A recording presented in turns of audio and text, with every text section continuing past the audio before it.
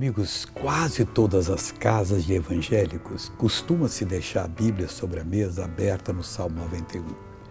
Tem pessoas que sabem de cor e salteado e depois cobrando a Deus, mas o Senhor disse que nenhum mal me sucederia, praga não me chegaria me atendo, e chegou. Aí eu pergunto a você, você prestou atenção no versículo primeiro? Porque é a chave de tudo. Aquele que habita no esconderijo do Altíssimo, à sombra do Onipotente descansará. Se não habitar no esconderijo do Altíssimo, que é a palavra, não vai descansar à sombra dele. O mal vai tocar.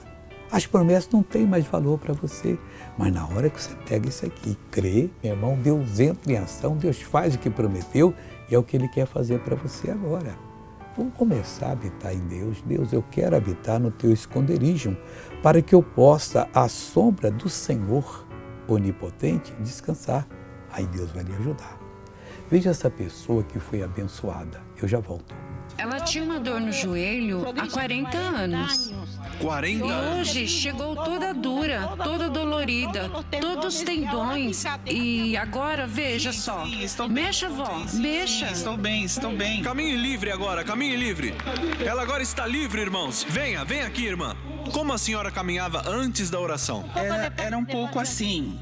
Era devagar. Agora está bem. Devagar. Agora caminhe livre, Sim. caminhe livre. Sim, Caminhe livre. sim. Oh, glória a Deus. Agora eu quero orar com você. Curve a cabeça e feche os olhos. Pai, em nome de Jesus eu venho pedir a tua bênção. Eu venho unir a minha fé com a fé dessa pessoa para exigir que o mal saia da vida dela.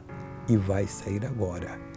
Como ministro da palavra de Deus, eu digo espírito de doença, de sofrimento, de perturbação, de tentação, saia dessa pessoa e nunca mais volte em nome de Jesus.